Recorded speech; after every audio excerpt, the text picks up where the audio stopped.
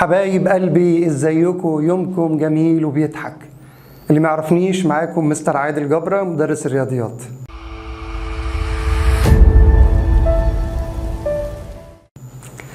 اخدنا اول درسين بالتمارين بتاعتهم بالحل بتاعهم. يا رب يا رب يا رب تكونوا فهمتوا الدرسين الاولانيين. الدرسين الاولانيين دول مهمين جدا، مهمين جدا جدا، لان كل الدروس اللي جايه ان شاء الله مبنيه على الدرس الاولاني والتاني. خلاص؟ طيب نبدا بقى باذن الله. بسم الله.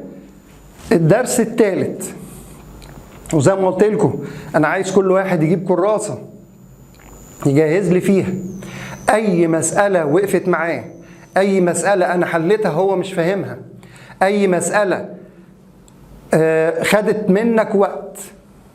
وزي ما قلت لك انا عايزك تعتمد على روحك، مش عايز حد يساعدك، عايزك تعتمد على روحك. انت البطل بتاعي، انت البطل بتاعي. انا جاي اخليك بطل الابطال. اللي ما بتحبش رياضه هخليك تحبها. يلا بسم الله. الدرس الثالث بيقول لي ايه؟ صيغ متنوعه لكتابه اعداد. طيب يعني ايه صيغ متنوعه؟ يعني المره اللي فاتت كنا خدنا يعني ايه صيغه. لما اقول لك صيغه قياسيه، يلا بينا نفتكر.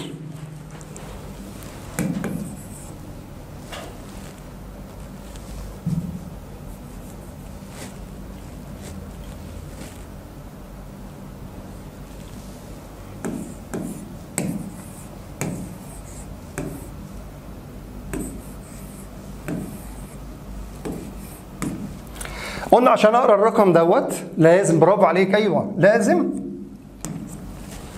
اقسمها ازاي؟ قلنا هنعد من 1 ل 3 من اليمين للشمال، 1 2 3 واعمل فاصله، 1 2 3 واعمل فاصله. وقلنا دي اوضه ايه؟ الوحدات. برافو عليك، انا براجع معاك اللي فات اهو. ودي اوضه ايه؟ الالوف. ودي اوضه ايه؟ الملايين. ودي اوضه ايه المفروض؟ مليارات. يبقى وحدات الوف ملايين مليار، وحدات الوف ملايين مليار. وكل اوضه زي ما اتفقنا، كل اوضه زي ما اتفقنا فيها 3 دواليب: دولاب الوحدات، دولاب العشرات، دولاب المئات. وحدات، عشرات، مئات. اتفقنا؟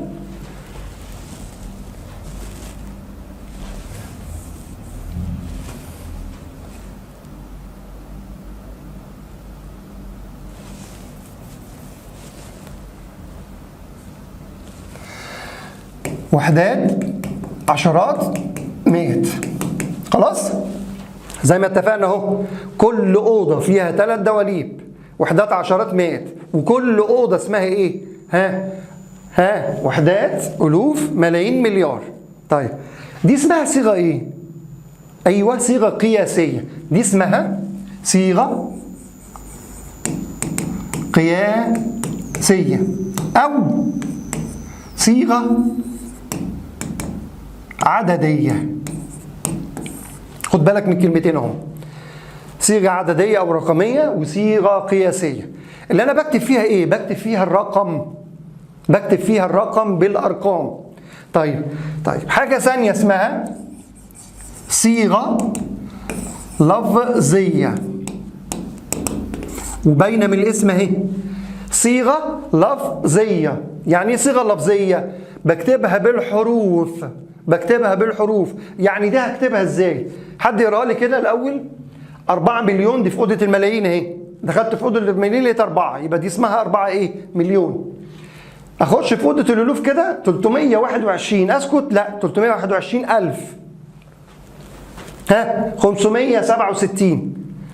طب انا كاتبها بالارقام، لا انا عايز حاجه اسمها صيغه لفظيه. صيغه لفظيه يعني هكتب له كده 4 ملايين و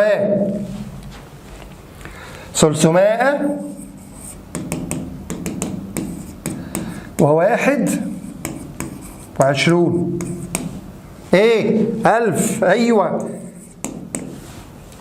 و اكمل بقى تحت: 567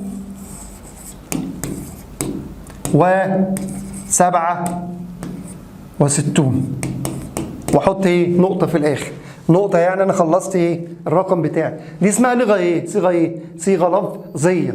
يبقى احنا خدنا كده صيغة قياسية أو عددية وصيغة لفظية. طيب هناخد حاجة تاني. خلاص خدنا الصيغة اللفظية والعددية. طيب هناخد حاجة اسمها الصيغة الممتدة، وجاية من اسمها ممتدة زي ما قلت لكم المرة اللي فاتت واللي قبليها. لما يكون عندي أستك، الأستك قد كده صح؟ أستك أهو قد كده، رحت أنا عامل إيه؟ مطيته. أنا غيرت الأستك ولا هو بس حصل شكله إيه؟ كان قد كده بقى شكله إيه؟ طويل، مديته صح؟ ماشي معايا أهو، أستك مديته. يبقى أنا عندي أفهم من الموضوع إيه؟ يعني أنا الرقم قد كده؟ لا مش هكتبه كده، هكتبه بس بتوسع، وهكتبه حاجة اسمها بالتفصيل. تاني لما يكون عندي رقم زي دوت،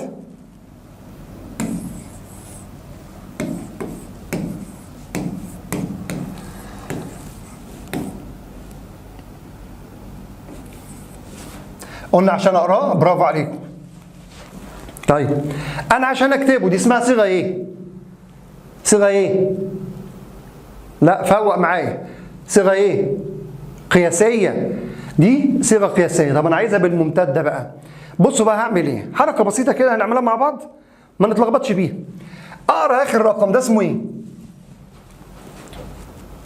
تاني دي اسمها اوضه ايه؟ وحدات. دي اسمها اوضه ايه؟ الوف. دي اسمها اوضه ايه؟ ملايين. دولاب ايه؟ ها احاد. دولاب ايه؟ عشرات. دولاب المئات. ها احاد عشرات مئات. احاد عشرات، مفيش مئات عندي في الملايين. طب اجي اقرا الرقم 9 في العشرات. 9 في العشرات يعني 90، بس في اوضه ايه؟ اوضه ايه؟ الملايين، يبقى 90 مليون. طب اكتبها ازاي؟ اكتبها ازاي؟ بص هعمل حركه بسيطه كده. همسك الرقم الاولاني ده هكتبه.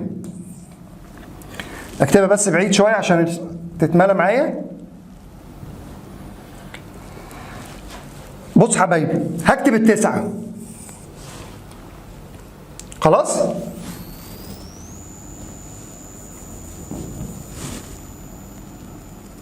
خليها بلون تاني. هكتب التسعة وهخلي كل الارقام اللي عندي جت قبليها هخليها صفار. يعني ايه؟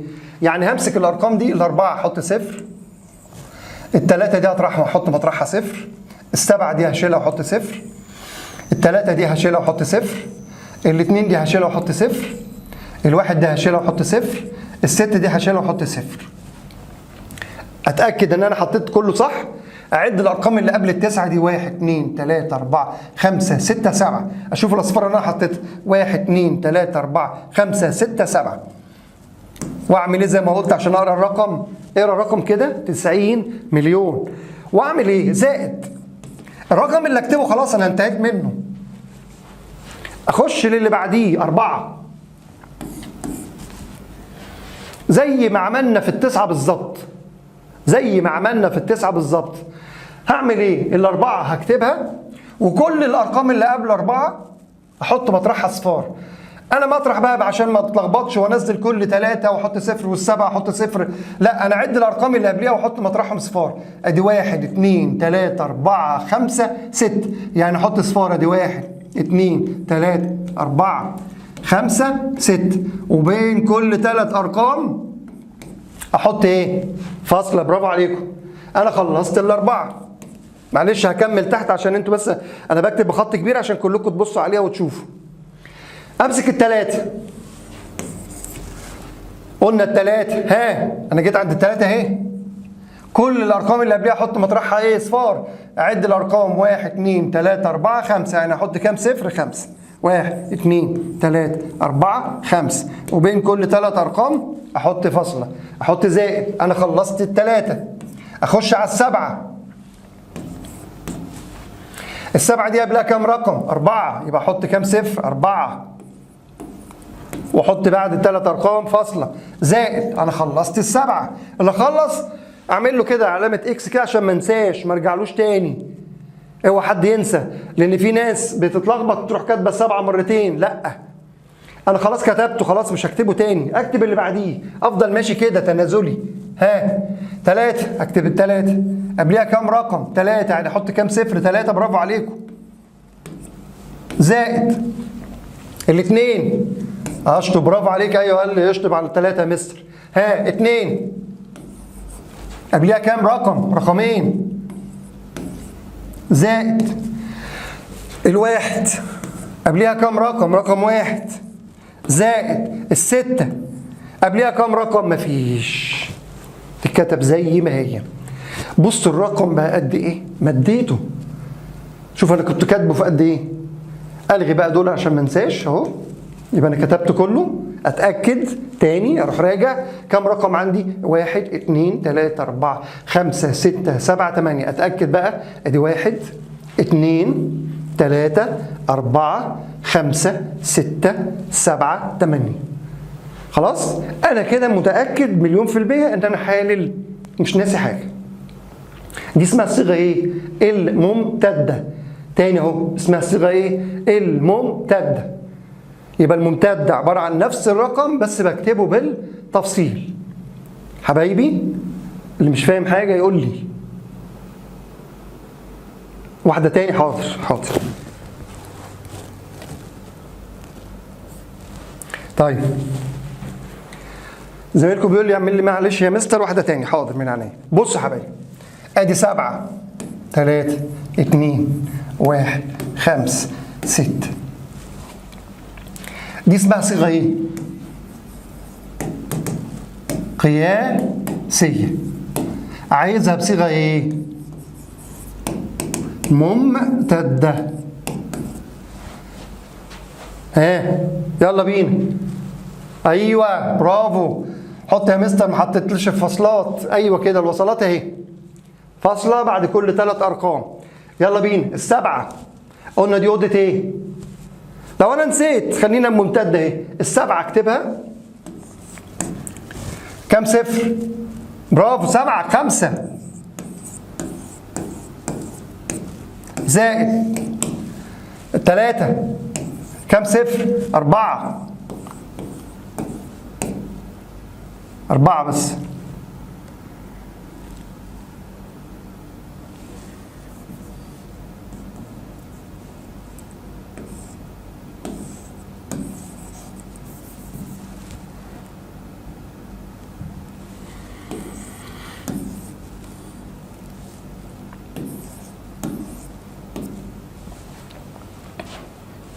زائد خلصت الثلاثة. الاثنين كام صفر؟ 3. الواحد كام صفر؟ 2. زائد الخمسة كام صفر؟ 1. زائد الستة كام صفر؟ مفيش. يبقى أنا حولت الرقم من صيغة قياسية لصيغة ممتدة. أجي أقراها كده. ها حد يقراها كده؟ 732,000. طب أنا أقرأ الرقم ده لوحده كده. أكني بالظبط يا ولاد، أكني بالظبط بجيب القيمة العددية لكل رقم. يعني قلت لك القيمة العددية لل7 هو في أوضة إيه؟ أوضة الألوف. في دولاب إيه؟ المئات. طيب 7 مئات يبقى 700. في أوضة الألوف يبقى 700,000. أهي 700,000. الثلاثة في أوضة إيه؟ الألوف. دولاب إيه؟ العشرات. طب الثلاثة في العشرات يعني 30. طب 30 في الألوف يبقى 30,000. أقرأ كده 30,000. أجي عند الاثنين في أوضة إيه يا مستر؟ الألوف. دولاب إيه؟ الآحاد. يبقى تتنطق زي ما هي. يبقى 2 في الألوف يبقى 2000. 2000 اهو. الواحد في أوضة إيه؟ أيوه في أوضة الوحدات. دولاب إيه؟ دولاب المئات. طب 1%؟ يعني بفتح الدولاب كده لقيت فيه 1%. ها؟ يبقى 100. 100.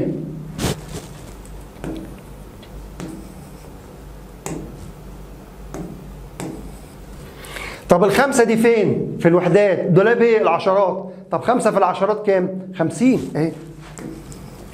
الستة في الدولاب ايه؟ احاد. في اوضه ايه؟ الوحدات اللي هي كتب زي ما هي اهي الست. فهمنا حبايبي؟ ده الدرس بتاع النهارده، بسيط جدا جدا جدا. في ناس كتير كانت بتسال يا مستر ما بتلخبط ساعات ومش عارف. حبيبي تتلخبط ليه؟ طالما بتحل وزي ما قلت لك واتفقنا مع بعض الدرس هيخلص النهارده، ما عينك ما تغفلش، عينك ما تقفلش. يعني ما تقوليش يا مستر معلش هاجل الحل بكره، معلش اصل انا كان عندي ظروف، اصل انا رحت مش عارف مشوار، اصل انا رحت. لا يا حبيبي، درس النهارده هتسمعه تحل النهارده، مفيش حاجه اسمها بكره. بكره انا عارف 100% في حاجات هتقع منك.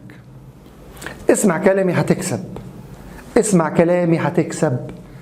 انا عايزك نمره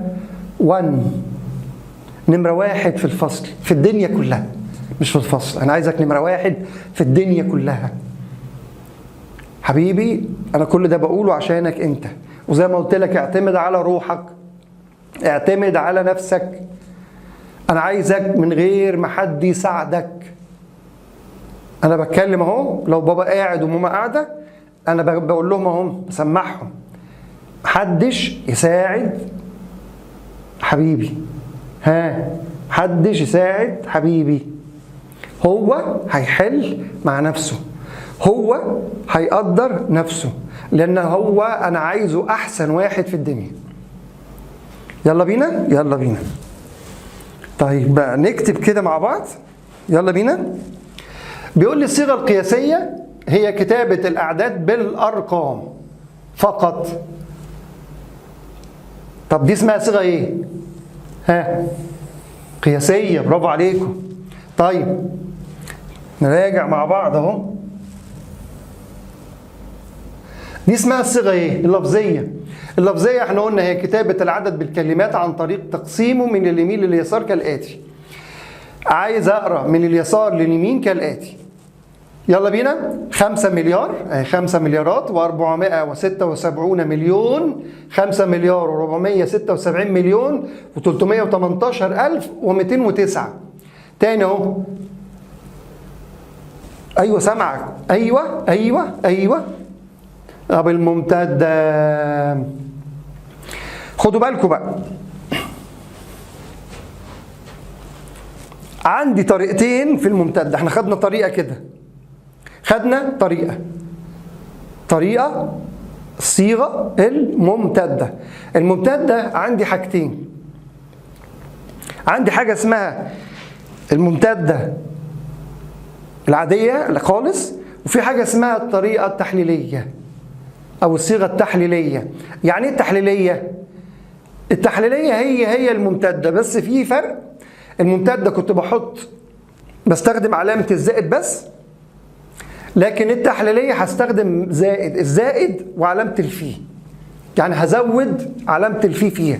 تاني اهو عشان ما نتلخبطش، الممتدة حاجتين، صيغة ممتدة وتحليلية. يعني لو قال لي أنا عايز الصيغة التحليلية أكون عارف شكل التحليلية إيه. التحليلية هستخدم فيها علامة الضرب وعلامة الزائد. الممتدة بس هستخدم فيها علامة الزائد بس. زي إيه؟ طب نرجع تاني. 4 5 6 3 2 1 7 8. قلنا عشان نقراها. طيب دي الصيغه ايه؟ تاني اهو الصيغه القياسيه. انا عشان اكتب الصيغه الممتده عندي طريقتين اهو، يا هستخدم علامه الزائد بس يا هستخدم الزائد والفي. طب استخدم دي ازاي؟ زي ما اتعودنا اللي فاتت، اكتبها لكم بالاحمر. ادي 4 قبلها كام صفر؟ 1 2 3 4 5 6 7.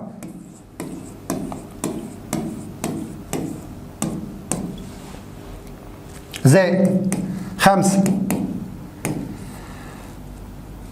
كم صفر؟ 1 2 3 4 5 6. ملاحظين ان انا بنقص صفر كل مره؟ برافو عليكم. زائد 6. كم صفر؟ 5. زائد اهو كتبت 2 6، هكتب ال3 كام صفر؟ 4 زائد الاثنين كام صفر؟ 3 زائد الواحد كام صفر؟ ايوه كده تسرع معايا، برافو عليك. ها، زائد السبعة كام صفر؟ 1 زائد 8. دي الصيغه ليه ممتده؟ طب يا مستر التحليليه دي اللي هستخدم فيها ايه؟ الزائد بس. طيب الصيغه التحليليه بصوا هعمل ايه؟ ادي 4 في 1 واحط نفس الاصفار بتاعتي. احط نفس الاصفار، استخدمت اهي الفي، واحط نفس الاصفار هضربها في 1، 4 في 1 واحط نفس الاصفار كام صفر؟ ها ايوه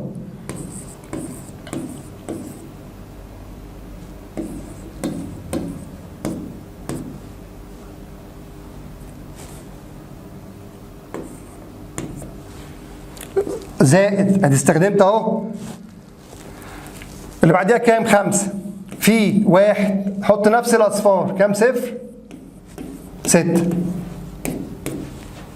زائد 6 في كام صفر؟ 5 زائد 3 في 1 كام صفر؟ 4 زائد 2 في 1 كام صفر؟ 3 زائد 1 في 1 كام صفر؟ 2 زائد 7 في 1 كام صفر؟ 1 زائد 8 في 1 كام صفر؟ ما عنديش. يبقى دي الطريقة الثانية. خلاص؟ يبقى دي اسمها صيغة تحليلية. حط تحت منها مليون خط. تحليلية يعني بحللها، بشوف الثلاثة الأربعة دي اتضربت في كام عشان تديني الأربعة 40 مليون. خلاص؟ الخمسة دي اتضربت في كام عشان تديني المليون؟ 5 مليون. الستة دي اتضربت في كام عشان تديني 600,000. الثلاثة دي اتضربت في كام؟ يعني 6 في كام عشان تديني 600,000. تاني اهو اتضربت في كام؟ ادي الستة اهي. ها اتضربت في 100,000. خلاص؟ 100,000 و100,000 و100,000 و100,000 و100,000 و100,000 لما اجي اجمعهم يديني 600,000. اتفقنا حبايبي؟ نخش بقى الايه؟ التمارين بتاعتنا. حل كام مسألة كده وبعدين نبدأ ايه؟ نحل التدريبات بتاعتنا اللي عليها. انا بس عايز اطبق معاكم اللي احنا واخدينه فيها. يلا بينا. بيقول لي اكتب ما ياتي بالصيغه القياسيه. طب دي ايه دي؟ ها دي ايه؟ انت عارفين الصيغه القياسيه؟ فاكرين؟ قياسيه يعني ايه؟ عدديه او رقميه. ها ايوه، رقم كبير اختصره الرقم صغير. طب انا هعمل ايه فيها؟ بصوا هعمل ايه؟ حركه بسيطه. فين اكبر رقم عندي؟ اكبر رقم اعرفه بالعدد بتاعهم. ده 1، ده 2، ده 3، ده 4، ده 5، ده 6. 6 ارقام اهو. مين الكبير؟ يبقى هكتب 500,000.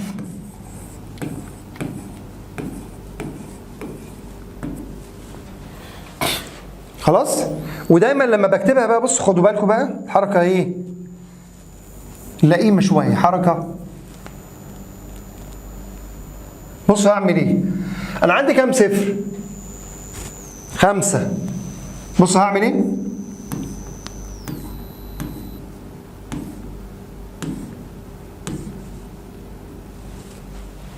بدل ما اكتب اصفار هعمل ايه؟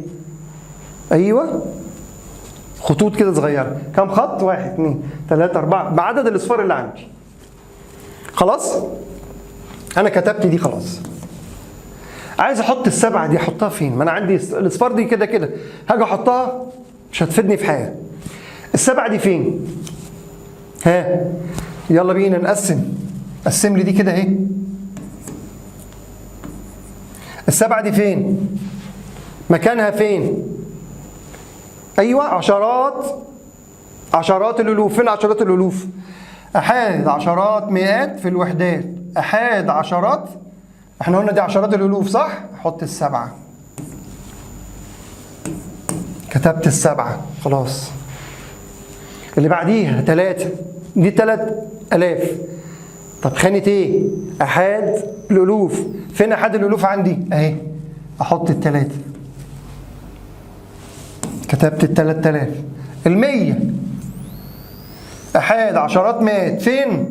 في المئات. فين؟ في الوحدات. فين المئات؟ اهي 1. انا بكتب الرقم اهو. 9 دي فين؟ في العشرات. عشرات ايه؟ الوحدات. فين عشرات الوحدات؟ اهي. هكتب 9. التلاتة فين؟ في الأحاد. أحاد اهي. أحاد ايه؟ الوحدات اهي 3. يبقى أنا حولت الرقم من ممتدة لإيه؟ لقياسية. يلا بقى اللي بعديها. برافو عليك. ها أدي 6. كم شرطة؟ 5. خليهم تحت كده هم. أكني بالظبط كاتب أرقام. أنا كتبت ال6 اهو. ال5 دي فين؟ عشرات. عشرات ايه؟ الألوف. فين عشرات الألوف؟ هنا أهي. يبقى هكتب 5. كتبت أنا دي. ال2 دي فين؟ أحاد. أحاد الألوف. فين أحاد الألوف؟ أهي. ال2.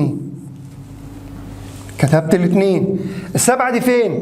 في المئات. فين؟ في الوحدات. فين المئات في الوحدات؟ أهي. أدي ال7. ال5 دي فين؟ أيوة في الأحاد. فين الأحاد؟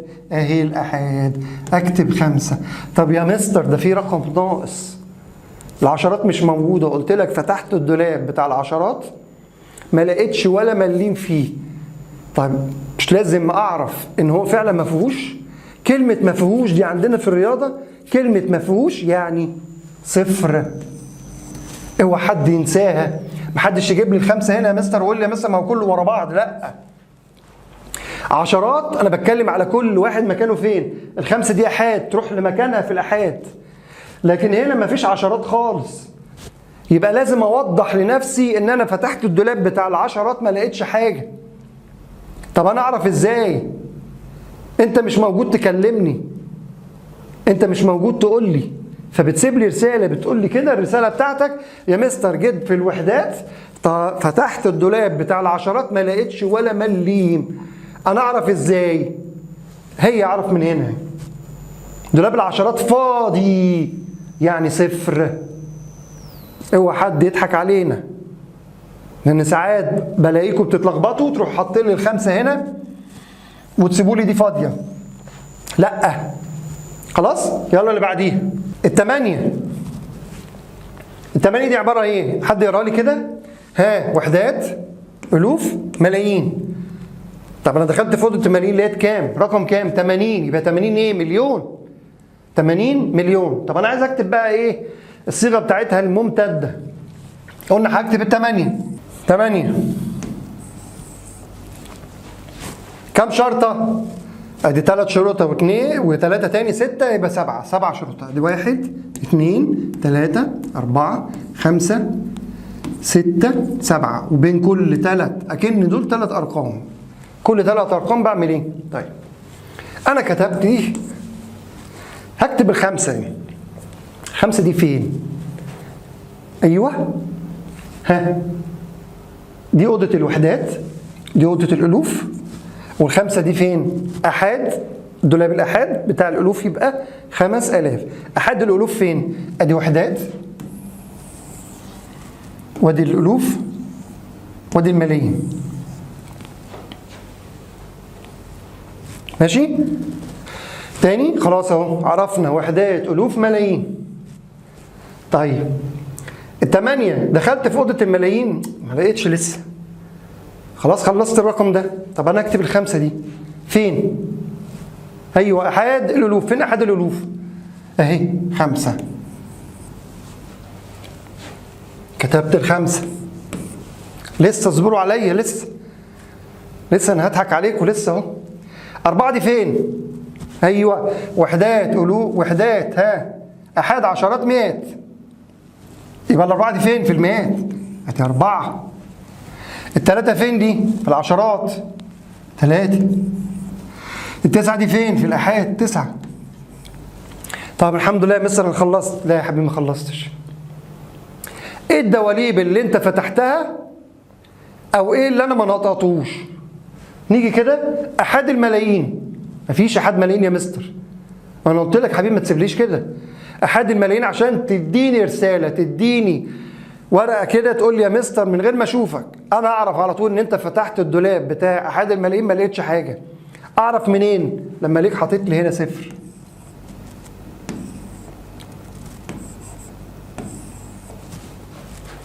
خلاص؟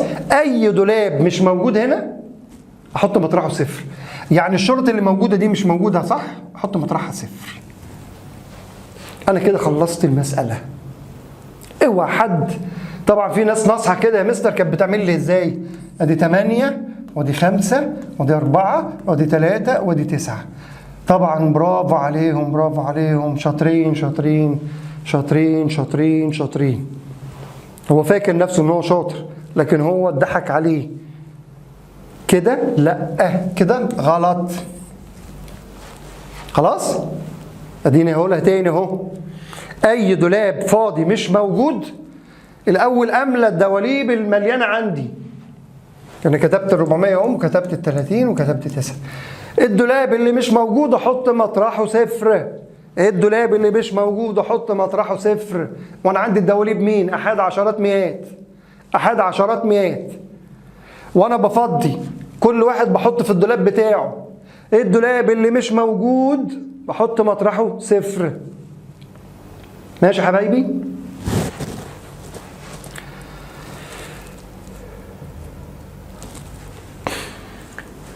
هنحل بقى التدريب الحصه الجايه كده. هنحل التدريب مع بعض. مش عايزكم ابدا، مش عايزكم ابدا مكشرين، عايزكم دايما فرحانين ومبسوطين. باي باي.